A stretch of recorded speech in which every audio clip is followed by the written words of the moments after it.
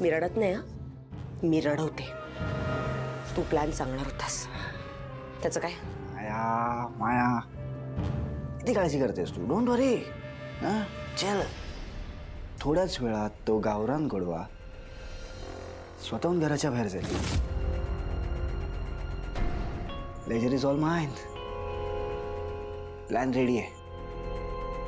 एक मिनिट.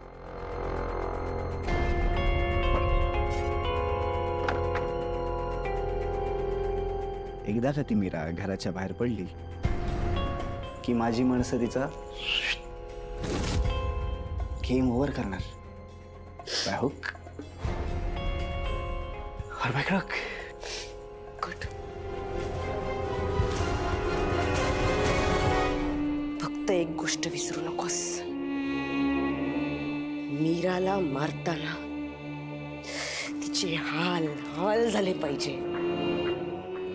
धडपडून मेली पाहिजे ती. कळलं?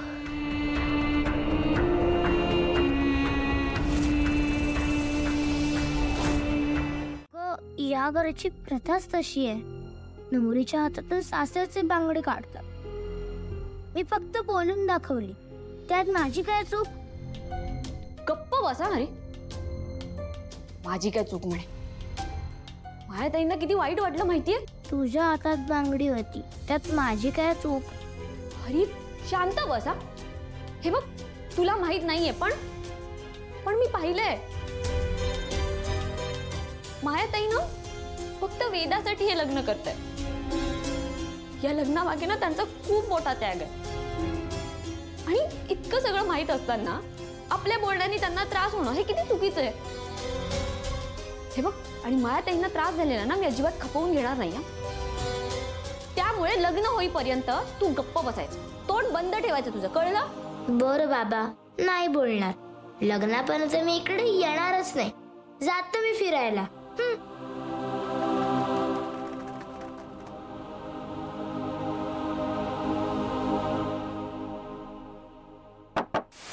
मीरा,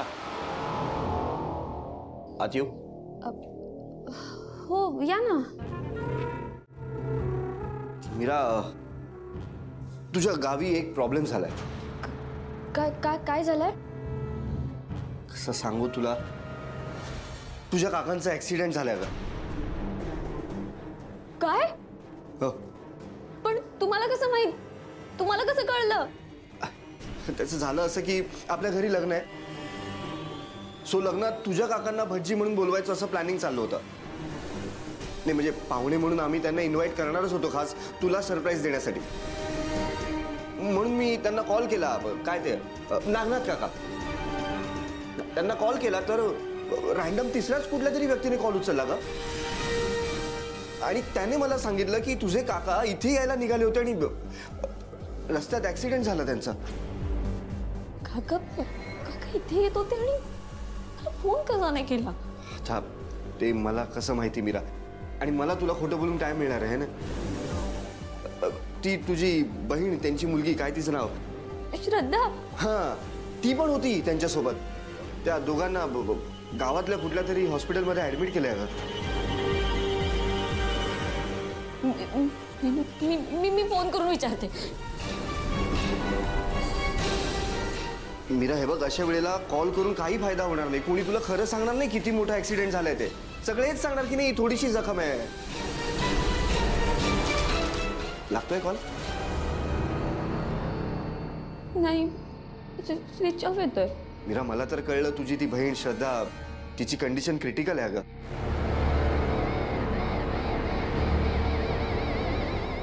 तू अजित दादा असं नका बोलू. मी लगेच निघते गावाला जायला. हा प्लीज.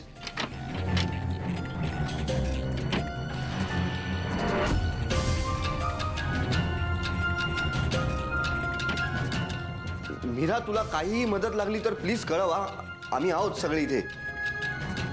हा, तू जा, गावी जा, तुझ्या काकांची काळजी घे.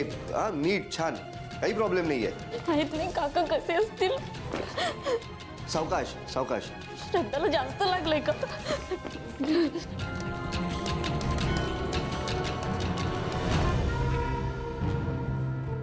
सावकाश जा.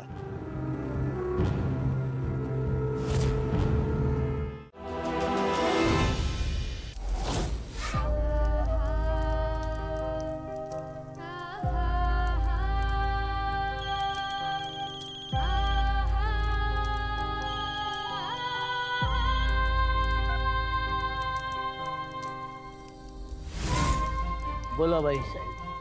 माया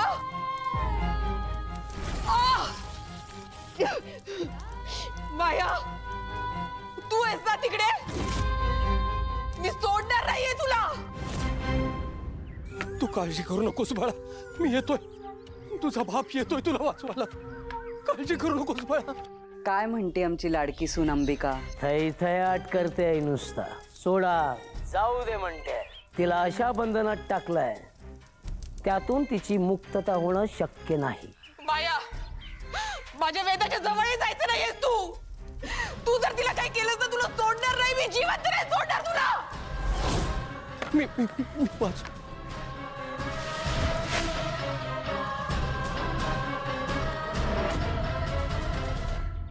पुढच्या 4 दिवसात आमच्याकडे लग्न कार्य. ते होईपर्यंत डोळ्यात तेल घालून तिच्यावर लक्ष ठेव. तिला बाहेर येऊ देऊ नकोस. हो बाई साहेब, तुम्ही निश्चिंत राहा.